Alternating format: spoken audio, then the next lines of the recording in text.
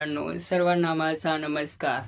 माझे नाव विनोद बाबासाहेब चव्हाण. मी तुम्हाला भारताची तरुणाई, संविधानाची जाणीव आणि देशाचे भविष्य या विषयावर बोलणार आहे.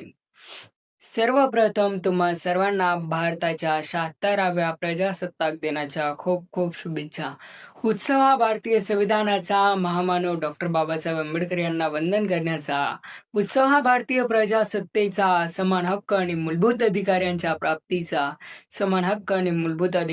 प्राप्तीचा उत्सव, हा भारतीय लोकशाहीचा, स्वतंत्रता, समता, बंधुता, न्याय ही तत्वे रुजविण्याचा उत्सव, हा भारतातील प्रत्येक नागरिकांचा, तुमचा, आमचा आणि आपल्या सर्वांचा.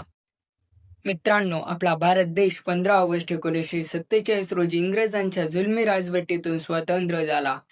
पण त्यावेळेस आपल्या भारताचे स्वतःचे संविधान नव्हते. भारताचे संविधान तयार करण्यासाठी मसुदा समिती नेमली गेली. त्या समितीचे अध्यक्ष डॉक्टर बाबासाहेब आंबेडकर हे होते.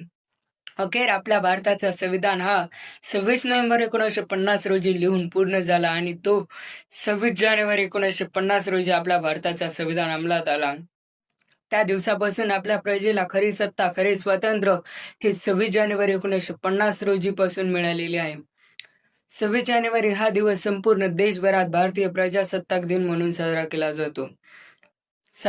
जातो. भारताची तरुणाई ही देशाचे भविष्य घडवण्यासाठी अत्यंत महत्वाची आहे. संविधानाबद्दल जागृत